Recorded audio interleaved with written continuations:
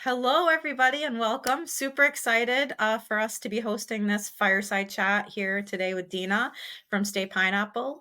Want to make sure we give everybody a couple minutes to join, so we don't want you to miss out on this great conversation we're about to have. So, a little intro on Thynk while we're waiting for everybody to join. For those of you that don't know us, we are a hospitality platform based on Salesforce. We're here to help you streamline everything from your sales to operations, including all of the functionality you need from CRM as well as event management. And we're really excited to innovate in this industry and bring great partnerships. And I think that's going to be a big topic today that Dina and I are going to focus on, along with amazing stories from her journey and our partnership between Think and Staypineapple. So with that, I think, Dina, it would be awesome if you could share a little bit about you, your journey, how you became the president of Staypineapple, which is, for those that have not stayed there, and those that follow me, you saw my recent post. I had my first Staypineapple experience, and it was awesome. It was what I would say is so memorable, right? And like I left there definitely feeling your brand, and I think that's something that is definitely, you guys are focused on that and making sure that everyone that stays with you knows who you are and what you stand for. And I just love that. It was so evident just from the moment I walked in the room. And I think that that really speaks a lot to like experience, which happens to be in my title. So I should have probably introduced myself. So Melissa Jerkois, I'm the Chief Experience Officer here at Think. And so I handle products, partnerships, and just overall the experience that our customers and our partners are having with us and our brand. So I was really excited when I stayed with Staypineapple for that reason. I left there and I was like, wow, they get it. Like they get how to make sure you feel something when you're staying with them. And it was super memorable for me. That's amazing. I'm so excited. I love to hear those stories and I get a great opportunity to hear them often. And you nailed it. We talk internally about how our goal is for people to have wonderful memories when they leave. And if we do that, then we've met our objective. I think the unique thing about Stay Pineapple is really our hyper personalized service. And so that's a lot of what you feel. So I'll give you a little bit of background on kind of where I came from and how I got to where I'm at. I started out in development, actually, in real estate development, in resorts. So think 5,000 acres with its own water treatment facility and equestrian, facility and ski mountains and all that kind of stuff. Um, Moved into construction because I really enjoyed construction, became really interested in that time around sustainability and how we can develop and build in the built environment in a more sustainable fashion. And then eventually kind of evolved into asset management and more acquisitions and dispositions. That was when I joined Stay Pineapple. I originally was brought in as director of asset management and quickly started in a small innovative company. If you've got skills, you pretty quickly start getting drug into other things. So I started dealing with all of our renovation projects in addition to the acquisitions. And then I took over operations, which was a leap because I had never really worked directly in operations. So that was really fun and interesting. And our operations team was very open to new ideas. And that was what was interesting to me to take over operations, was really be able to look at operations and understand how to innovate it and provide higher efficiency. So we were able to accomplish that a lot during the pandemic period, and we really dialed in our model and how we effectively and financially deliver what we deliver with a slim team. And I'll tell you a little bit about that along the way as well. So I think with a varied experience background, that's how I ended up in the leadership role. It was an exciting opportunity to take on leadership of State Pineapple at a time where we're growing. Not just in a static state. So we have decided to expand our brand through managing other owners' assets and branding their assets. So we're licensing and managing, always combined, because as you experienced, our model is a little unique and quirky and different, and it's not something that we think we can hand over to another management company at this point. But we're really excited to be able to do that. And that was part of our decision to improve our tech stack. So engaging with Thynk and Muse and Opti, starting to bring in some really cutting edge technology that would help us grow. The CRM or Thynk is at the center of that really choice and the way we structure. So hopefully that gives you a little bit of Yeah. background on kind of where I come from. Yeah. No, that was super impressive, right? And I love the idea of how, like, I'm always a big fan of sort of the skills that transcend industry also, and how you can kind of like Hmm. fall into other roles. And I love what you said about, you know, the opportunities that exist in a small company, and I've experienced that in my career as well, right? Like the opportunities of, if you start to immerse yourself and then you start to kind of show up and people notice, then all of a sudden it's like, hey, there's someone that's getting stuff done. How about you Yeah. help us out with this? And I think that it's, when you're open to it, it's really awesome. Like saying Hmm. yes more. I think I heard that a lot in your story, right? Like the ability to just say yes, even when you're like, I have never done this before. Um, Yeah. that's just not something I've done. But why can't I figure it out? I think that's a level of Hmm. confidence.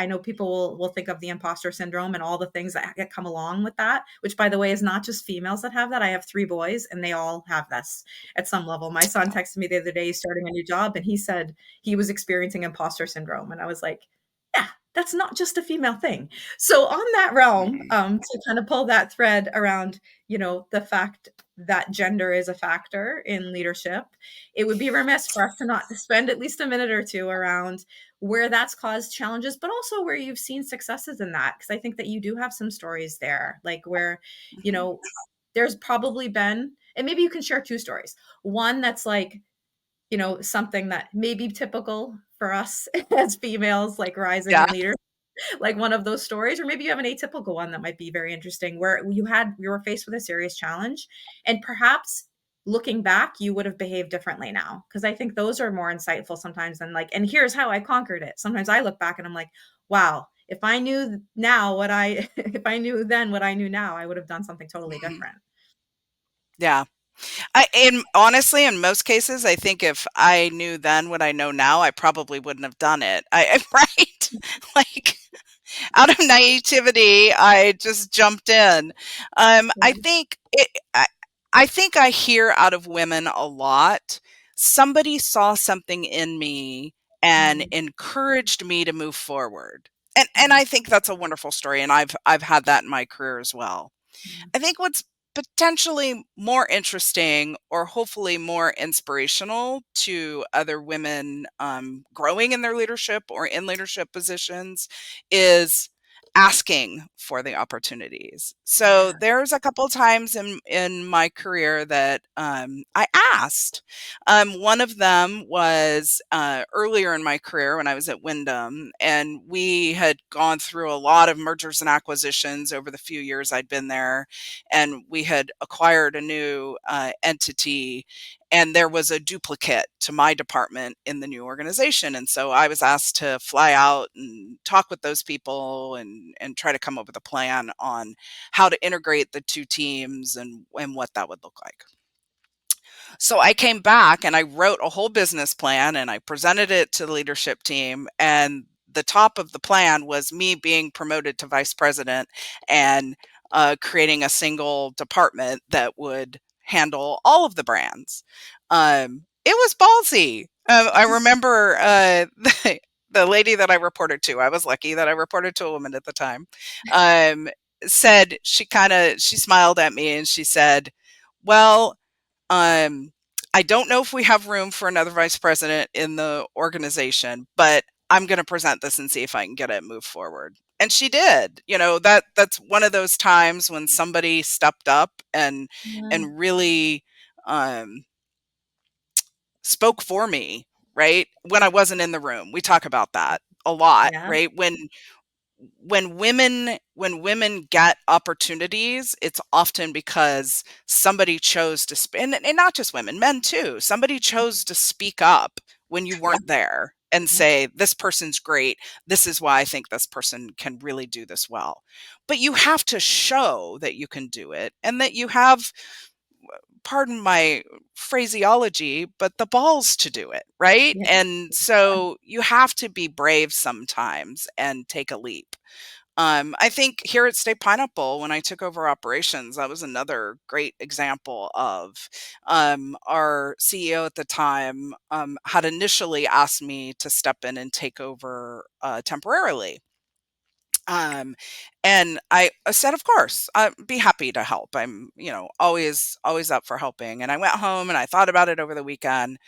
And I came back and I said, I want to revamp my statement. I'm happy to help, but I want to do it permanently. I I'm a change agent by nature. I love to look at systems and processes and departments and companies and try to determine how to improve and increase the value, the efficiency, the performance, help people, make people happier, all of those things. And if I'm going to put my blood, sweat, and tears into it, which I don't know another way to do it, then I want to own it. And he was taken aback and said he needed a minute to think about it and talk to our owner. And I'm again super lucky to have a woman owner of our company. And Todd at the time, our CEO, told me that Michelle's response was, heck yeah, Dina can do that. So, right? Again, somebody's in the Mhm. room going, Mhm. I believe in this person when I'm not there. I think those are the things we need to be proud of, those moments, and Yeah. not always say, well, other people thought that I was talented and so I listened to them. Yeah. Yeah. Listen to yourself. Yeah. Yeah. I think I often say that, when I'm talking to people and mentoring in a way, or even to myself, quite frankly, like it's not, you shouldn't be so grateful all the time. Yeah. Like, you Yeah. shouldn't be so grateful all the Yeah. time. Like, you deserve this. Like, you worked hard. You are Yeah. the right person for this. You shouldn't be like, "Oh, thank you so much for the opportunity." But I think that we do that a little bit, like, we're sort of on the receiving end. We're like, "No, I made this happen." So I love that story because I think it really emphasizes that. Mhm. You're like, you asked me for something, but then I turned it around and I said, actually, I want this. This is what you should give me, and this is why. Like, this is who I am. I'm very comfortable in my own skin. I know exactly what I can do for you, and you're gonna wish you had done this for me. Like, you're gonna want me here. So I just love that. What I did notice though a couple times, Dina, is that you said, I'm Yeah. so it was so great that it was a female. So I'm wondering if there's a flip Yeah. side of that when you had a different experience, because you did say again, like a couple times, about like I was really lucky because it was a female that was in leadership at the time. Yeah, I have. I absolutely have, particularly in corporate America. I worked in the big brands, and there's nothing wrong. It's just I think when you have a large organization, the bureaucracy of it and the sedentary nature tend to not create opportunity, and particularly opportunity for women. I mean, the glass ceiling's real. It's not a joke. Yeah. I definitely hit the glass ceiling a couple of times in my life in corporate, and bumped into a couple of men that um, were more than just stumbling blocks. Like Mm. outright difficult to work around. Yeah. And it I think it's part of why I chose to move out to smaller entities. That's when I went into construction, was when I left really big brand corporate hotels Yeah. and went out into construction, which is, of course, a very male oriented industry. But even in that kind of industry, I was working in a group of men that respected me. And as long as that existed, then we could work on an equal playing field. It's when you, in my experience, bump into men that often have their own insecurities, and that's why they feel threatened by you. Um, that's why that happens. And so I loved working in construction and being out with the guys and drinking beer on Friday night. And yeah, Yeah. being the only girl at the table, that was fun. Yeah. Yeah. I mean, I started off my career as a software engineer. So, and at the time, I was the only Same, one even same. in college, right? So, like, I was being the only woman in the room was, that was just my reality. So, totally, like, once I started in the professional world after work with beers with the guy, that was like a thing. Like, I wasn't in construction, but Mhm. it was still a thing, right? It was just the nature of the industry. So, thank you for highlighting that. I think so. One takeaway, because we can stop and make sure everyone has a takeaway from all of this amazing storytelling that Dina's sharing is, A, sponsor other people, regardless of gender. Mhm. Like, if you're in a leadership role, you have a responsibility. Each of you listening right now, like, you have a responsibility to lift other people up, to create people to supersede you, like, if in the future, to, I always say, work yourself out of a job. Like, do you want to do this forever? Like, no, like, lift other people up so then you can go on and do other amazing things and find the next puzzle that you need to solve somewhere else, right? And so I think always be on the lookout as a leader. Much like I've had opportunities for people that I worked with in leadership, it sounds like you have as well, Dina, to lift other people up and talk about them when they're not in the room. And for those of you that aren't in leadership roles or are looking to aspire to be, make sure you're noticed. Be like Dina. Put it on paper. Put it out there in the Yep. universe. Like, this is the title I want. I deserve this, and this is what I'm going for. And make sure people know that you want it. Don't assume that you're just gonna. I mean, the bottom line is, like, you don't, meritocracy doesn't work, right? Like, you don't get noticed just by your hard work. You need to be very vocal and your own cheerleader and build your sort of squad around you. So, two takeaways for both sides of the coin there, just to make sure that everybody has something that they can action on that awesome conversation. So, transitioning into more of like what you were talking about in the industry level of it. So, hospitality industry, been around it for decades as well, like, and in a different capacity than you, but at the same time, like, what do you think some of the biggest changes that you've seen over the last, like, decade? Because I mean, I think we've seen a ton of over the last few, but like, in the last decade, what do you see some of the biggest changes? Um, I, the the most amazing change that I have seen in the last, I'd actually say 5 years, it may have been happening sooner and I didn't notice it, is really technology. Mm, Legacy, there's a reason that legacy is a word that gets thrown around in the hospitality industry a lot. And it's not just related to tech stack. It is the way we think, it's mm, the processes we use, it's the wall of manuals that we have, it's the SOPs, it's the right, it's the industry as a whole is a very let's find a process and stick to it because we know it's a good one yeah, and not mess with it until there's a compelling reason or five other competitors have already made a change. And then we'll look yeah, at doing test to see if it's a good idea. Right? I mean, it's just a very slow moving industry.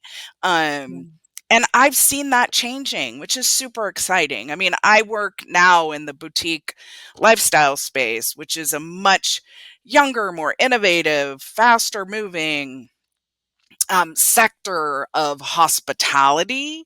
Um, yeah, so I think we have we have leverage in this space where we just are more nimble and able to move. Again, smaller company versus larger company. I mean, I get why Marriott has a hard time changing out their PMS system. They've got yeah, tens of thousands of franchisees that they have to get on board, and it's a big job to undertake. For yeah, us, to switch over to Thynk, we make the decision and we do it. To switch Yeah. our PMS, which can be more challenging, is easier even with third party owners because we found a partner that makes it really reasonable from an expense standpoint up front. And the innovation is so clear and obvious that we're able to show the benefit of the cost benefit analysis. My CFO would be so happy I use that phrase. Um, is so clear, right? Like the ability to do what we do requires think.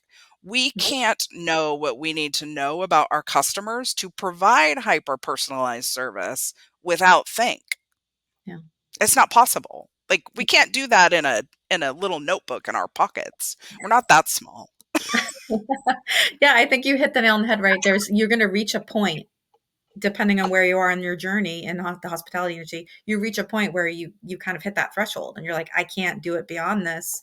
And also like the ability to be nimble. It's interesting, like how can we, like I think we're on a mission right here, similar to what you're talking about with the growth with Stay Pineapple. How can we encourage nimbleness to exist at scale, right? I think that's an Mhm. amazing challenge. I feel like, Dina, we can partner together. We can make this happen. Like we can do, you can be nimble at. Nimbleness at scale. Yes, we got it. That's what we should do. But I think you're right. I think I noticed there's a lot more discussion, and we'll get into a little bit more about like tech in the industry. And I think much more vocal than even I remember. And I've been in the hotel tech space my whole career, right? And so I think I've seen that too. I think again, we'll be remiss to not mention like what is the role of women you see as that evolves in the industry, and do you see some intersection between like the nimbleness and the adaptability and a woman's role in that in the hospitality industry? Yeah, I mean, women are inherently, I think, more um, ready to take on what's different, be change agents, more just apt naturally to live in that space. And there's a lot of women being put into leadership roles in hospitality. The new CEO of Kempinski Yeah. Hotels, right? There's a number of women that are being put into roles that will pull the industry along Yeah. just out of the inherent nature of women being in those positions. Yeah.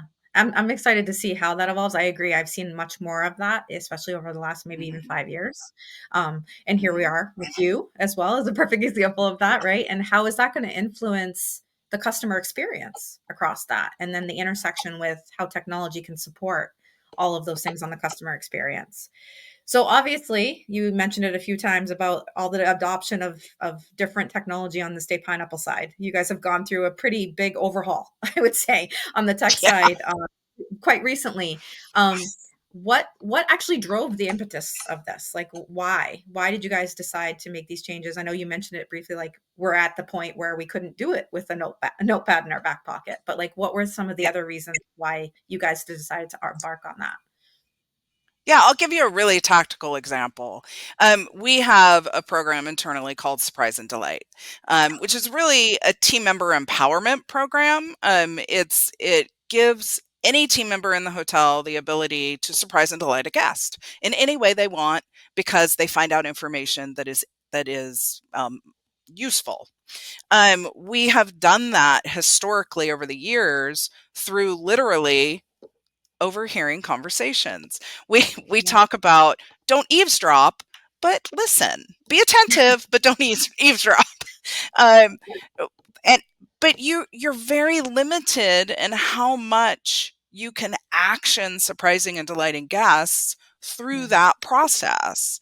I mean, our teams do an amazing job. We have hundreds and thousands of guest reviews that that give a story of a surprise and delight. The guest doesn't know it's a surprise and delight, but right, like Joey at the front desk did this amazing thing for me, or whatever it was. One of my favorites, I'll do a really quick one, is one of our front desk people had a family checking in, and they were from Thailand, and they had their favorite dish that from that was Thai that they wanted to eat, and the restaurant that they normally ate at in San Francisco, was our San Francisco hotel, was closed during it had closed during COVID, and so they couldn't get it, and they were super sad and blah blah blah.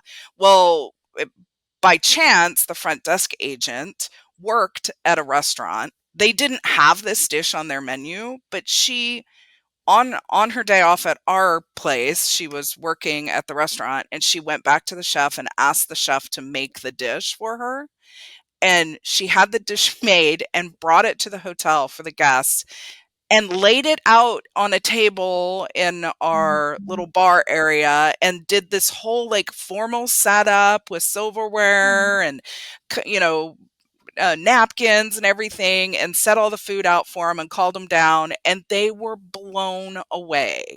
Of course. That is a surprise and delight, right? I hear something a guest has said they're super disappointed about on their trip, and I go and create a memory. You talked about Yeah. memories, Yeah. right? Yeah. So think how much more we could do that if we had that information documented in our CRM. Mm. or Yeah. or the fact that, Melissa, your puppy, do you have a dog? I do. Her name is What? Kona. Kona. Okay. If we knew, because you came to our hotel with Kona, and we knew that Kona likes the soft, chewy biscuits and not the hard biscuits, This is and true. she's a small dog, not a big dog. And so we put the little dog bed in your room with the soft, chewy the biscuits that Kona likes. That's as much a surprise and delight, right? Because Absolutely. Yeah. you're like, oh, they remembered Yeah. from the last time I stayed that Kona likes these biscuits and not the other ones. Yeah.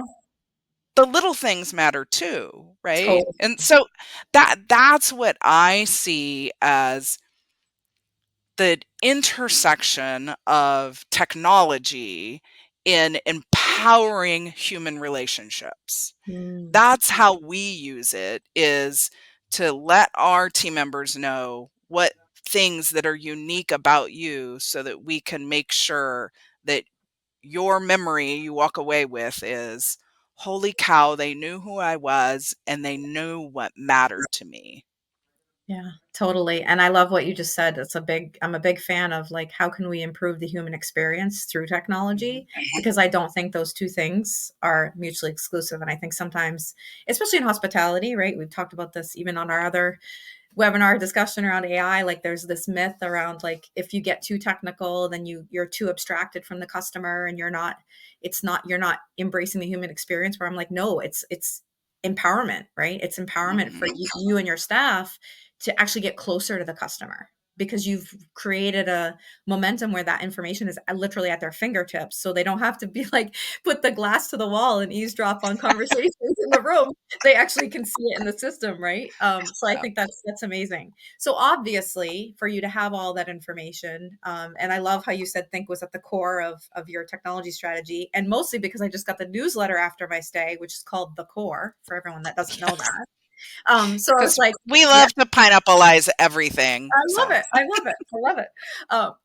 I think the general manager was he head pineapple was his title, head pineapple or something. it's the Yeah, head so pineapple, amazing, Andrew.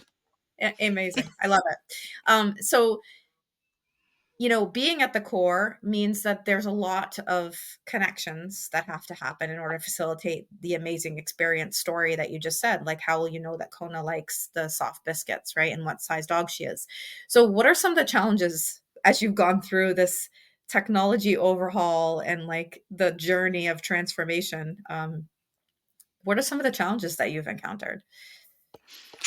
So we decided to do a major overhaul instead of doing it piecemeal. So we did our PMS, our CRM, and our housekeeping tool as well, all at the same time.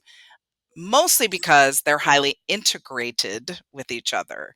Yeah. And integration is probably the number one thing for us that, from a technical perspective, that we really, really need. Um, that's in addition to the human integration and the relationships Yeah. and the ability for, um, really, mission companies that have similar missions, and that alignment. But really finding technology solutions for us that created a lot of integration and allowed for data flow so that everybody could get their fingers on the information they needed.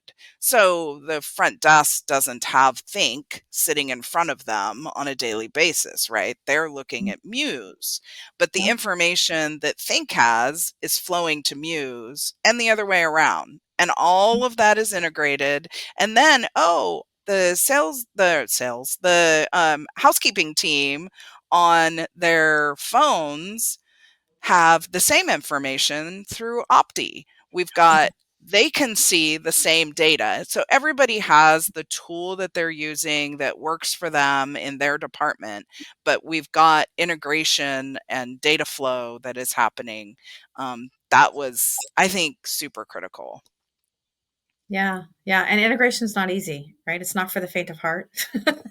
A good integration, I think, and again, I think it like back to like where the intersection of technology and human experience exists, right? I think selecting the right partner to be able to do that, and then Hmm. partnership between companies, right? Like how we partner with Muse, right? That's super important to Hmm. you as our mutual customer and partner in this journey, so that we're working together, which is only creating a better experience for you. I mean, I often say like customers don't go out looking to buy integrations. That's not what they're doing. Like you don't wake Hmm. up one day and say, I would like to buy an integration. No, actually you want to buy the systems you need that need to facilitate the experience you're trying to deliver in the hospitality industry. It just so happens that to do that effectively, those systems need to talk to each other.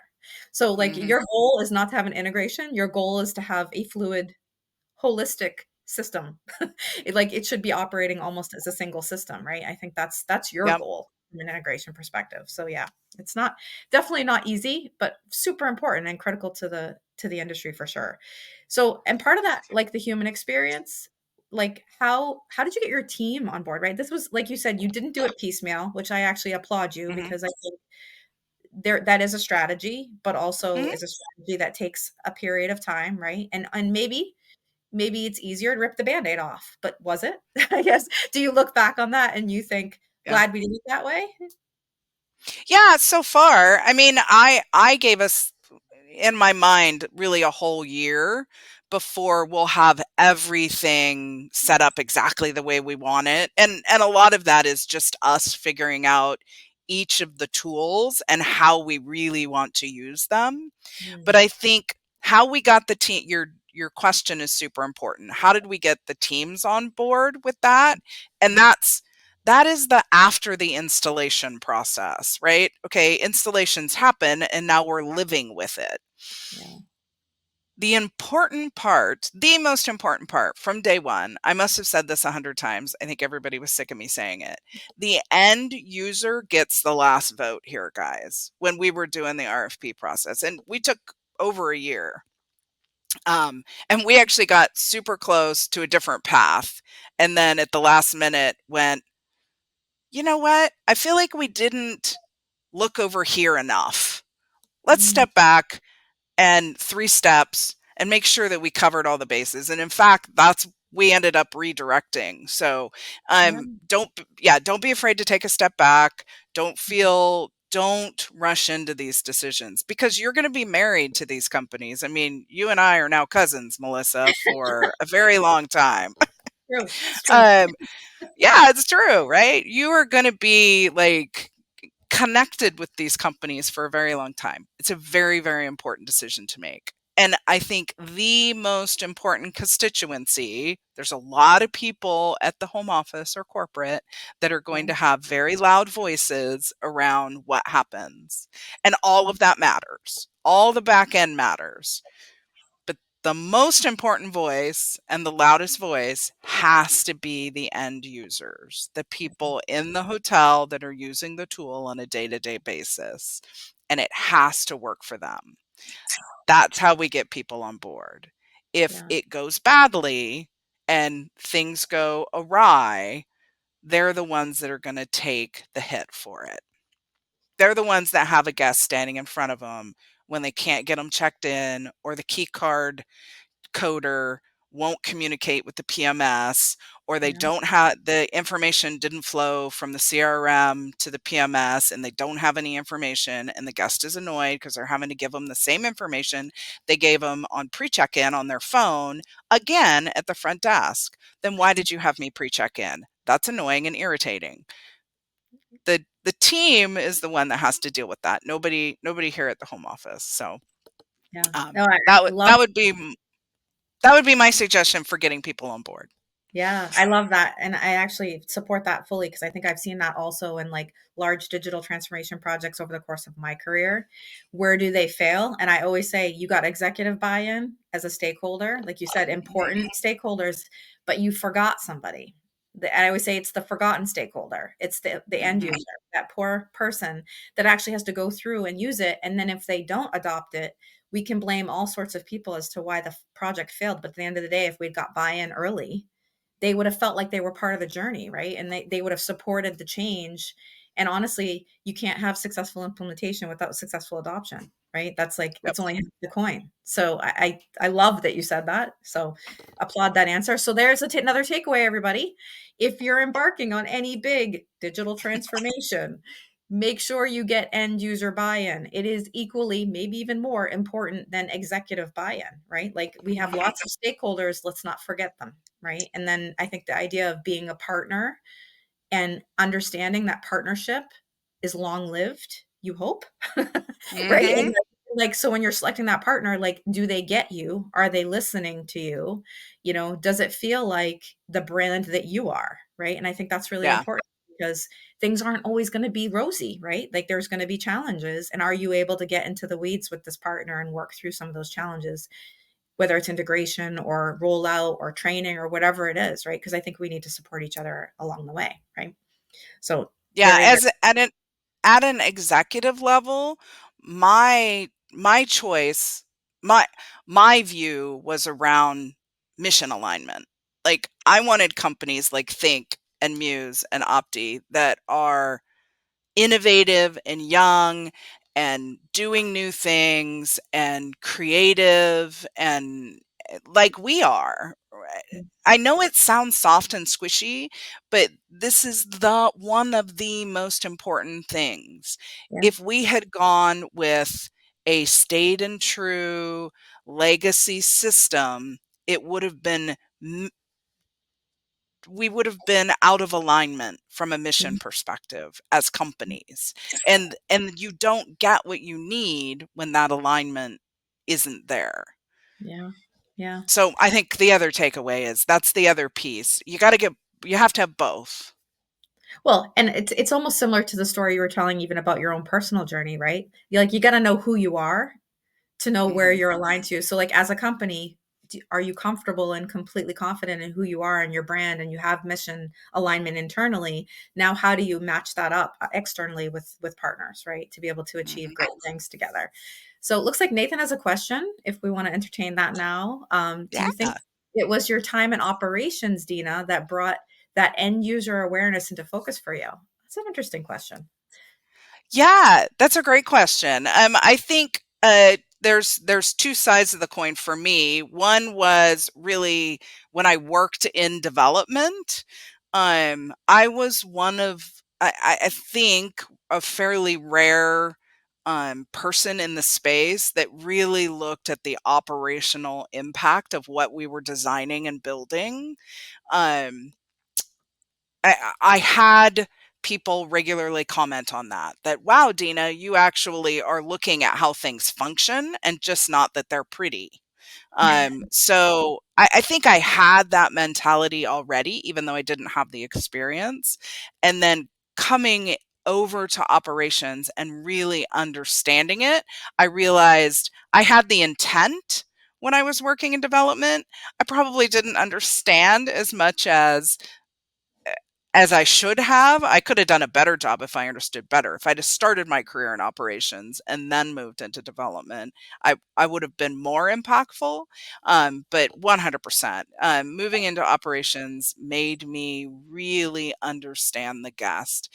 One of my favorite things I do today still is go sit in our hotels in the lobby incognito and just watch interactions and watch guests. I kind of eavesdrop.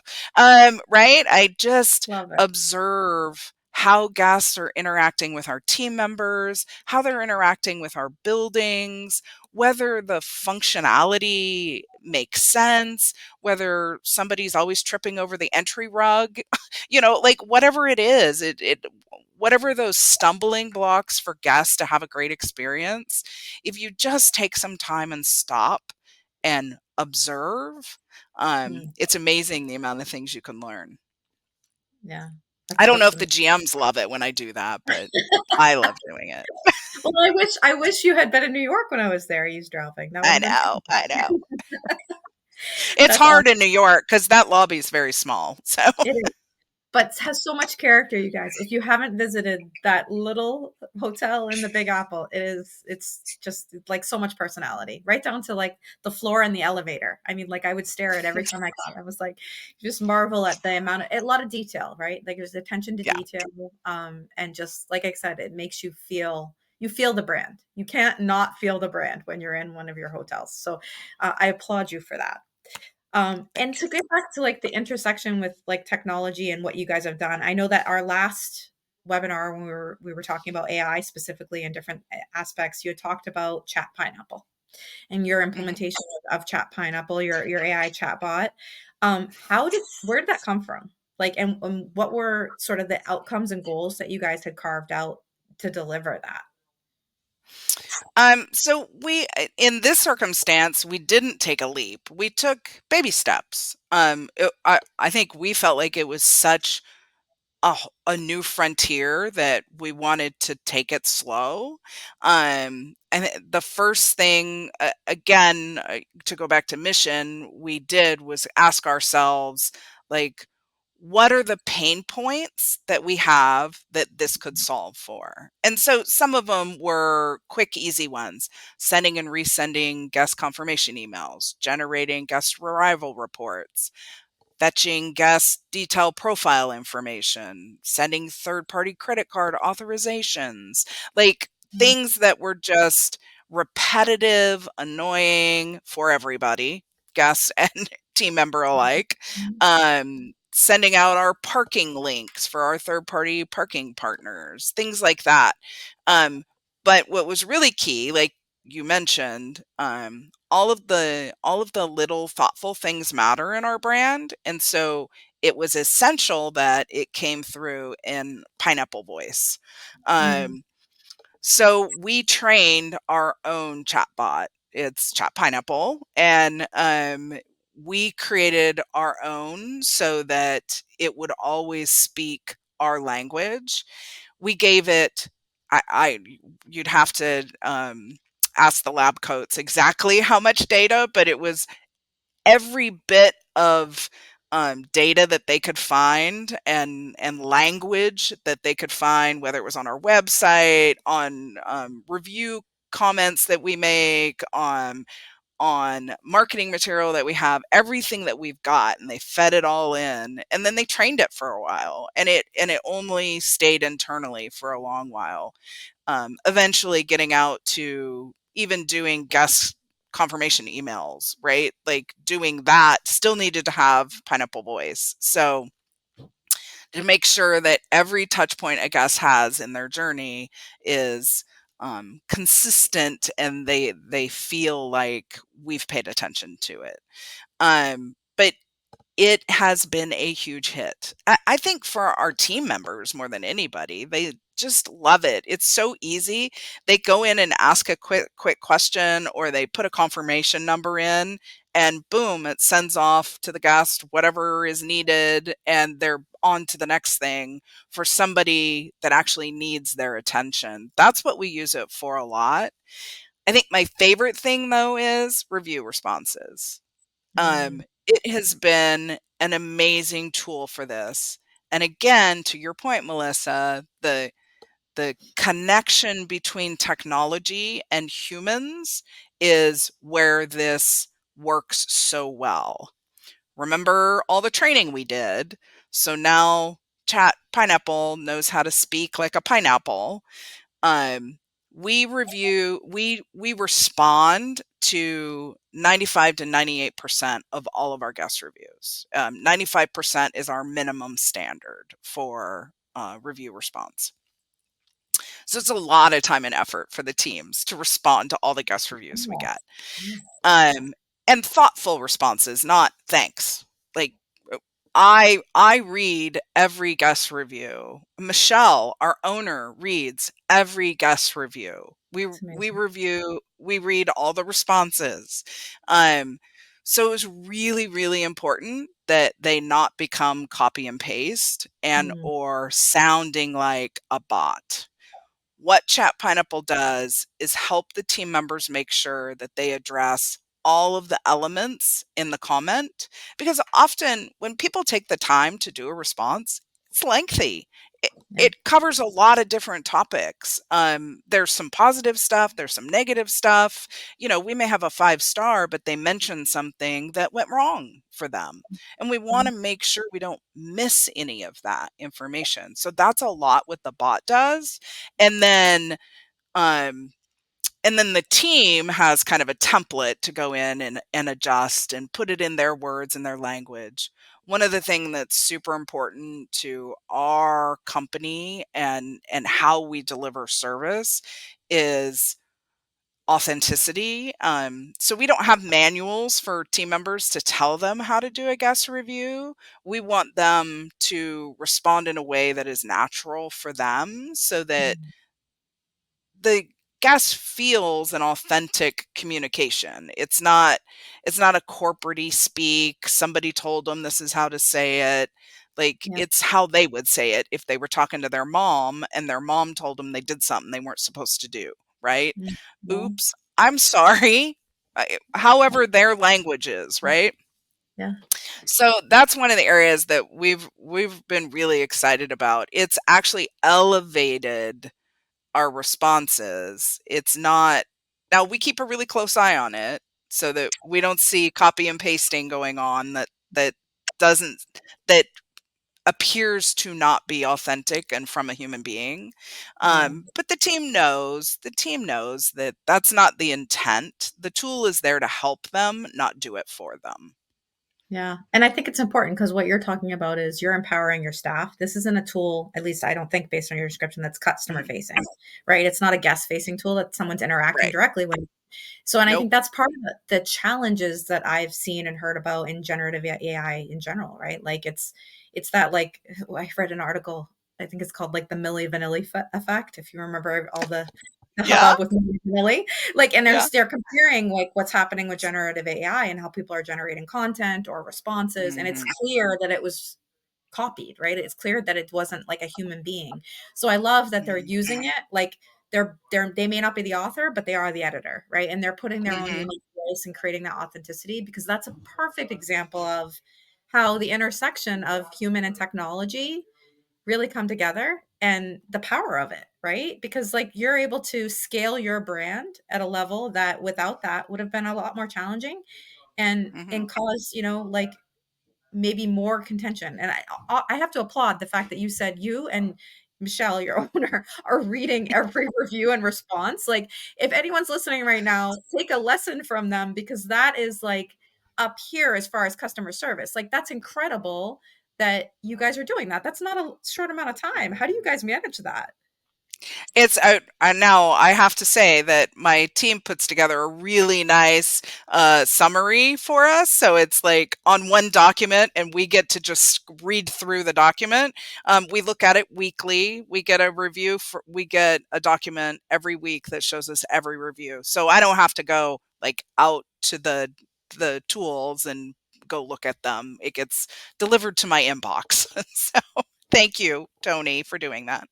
Yeah, but still, that is still a lot of effort, and I Yeah, mean, I applaud yeah, that effort because, I mean, it really does you are putting the customer first, right? And I think that's really yeah. important in the industry, and you're leveraging tools and technology in order to expedite that process, but nonetheless, you're still taking the time, and I think that's really, really important. So look oh, do we have another question? Oh, thanks. Thanks, Nick. I was like, I thought he had a question. So kind of thinking forward, I know we only have a few minutes left together. So obviously we should talk about the future, right? I think the future really around like what do you see that's coming in technology? I mean, we talked about so many things that you guys are gone through this huge journey lately, but what do you see emerging that's going to really have a significant impact on the industry? And like, what are you the most excited about? So I think the boutique independent space is having a pretty significant renaissance at the right now, and it's not necessarily the size of the hotel, but the type of experience that the guest is looking for.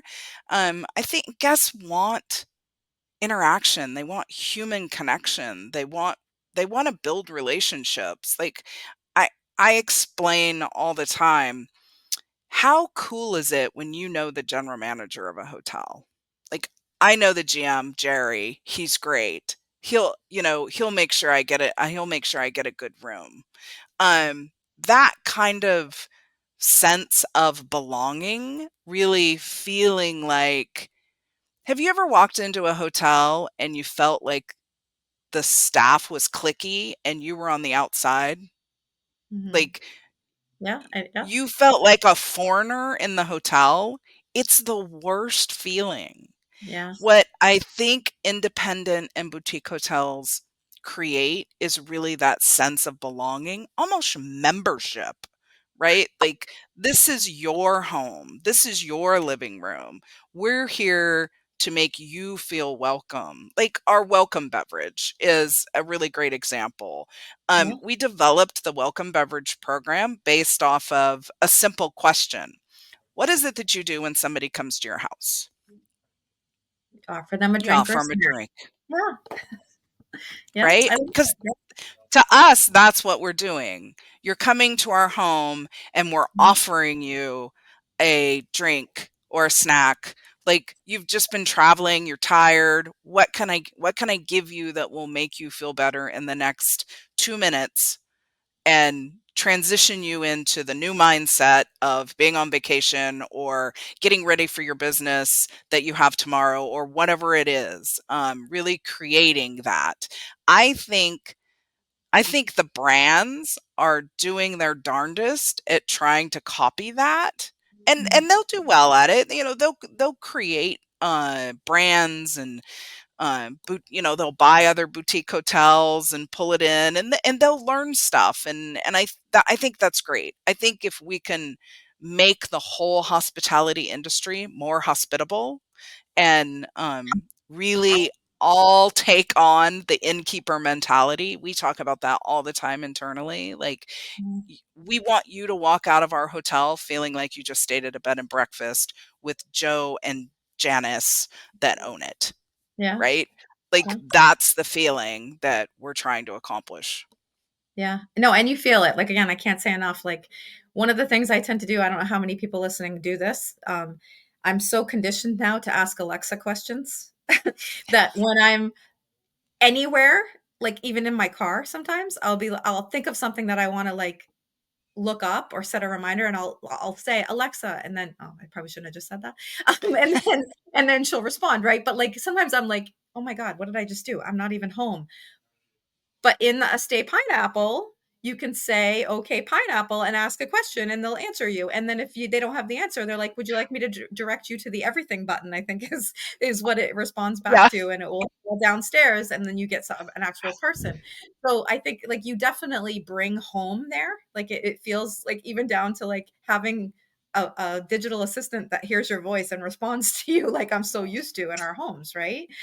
So Mhm. definitely, you guys have nailed it. And I love what you said about like feeling like you belong. I think that's true in our industry, but also just generally, right? Like I think what a great world we would live in if when you walk into any place, it feels very welcoming. Like, and we didn't Mhm. have like that. sort of clicky, strange thing where everyone was just accepted, right? And I think Mhm. that's an amazing thing, and I love that that's part of your overall mission as a brand. I'm sad because we only have 5 minutes left, and I feel like Our I could time is talk to almost you. up. I feel like I talked to you forever. So I think we've tried really hard to give people listening some actionable takeaways, and hopefully inspired you. What is some advice that you'd want to give? I mean, anyone really, but like specifically other brands, hospitality businesses, looking to advance the human experience through technology or empower their staff to be able to do that, or whatever you feel like you want to add in the last few minutes we have together.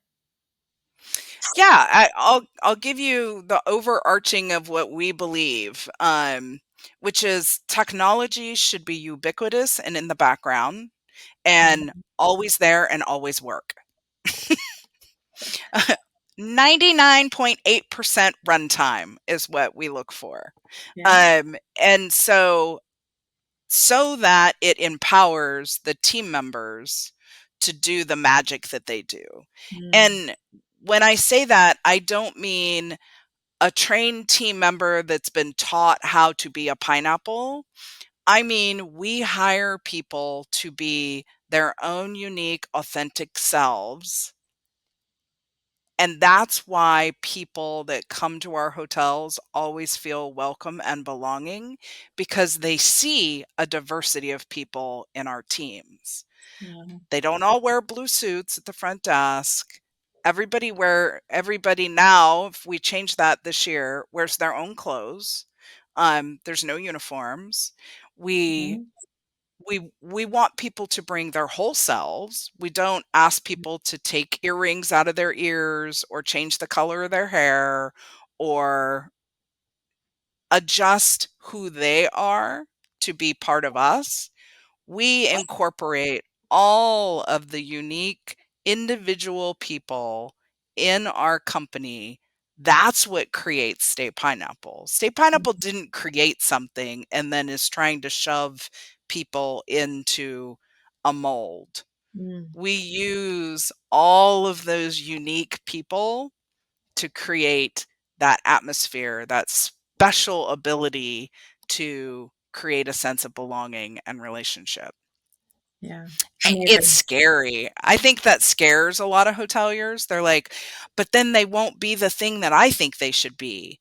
And I have said I told you I love to sit in the lobby and listen, and I have sat in the lobby on occasion, and cringed at something somebody had said, one of our team members, and then watch the guest's face light up and laugh and them get into a conversation, and people spend more time with our front desk teams than anywhere I've ever seen. You know, Mm, I hear people say all the time, "Well, you need kiosks so that if people want to just come in and check in and get right to their room, then they can."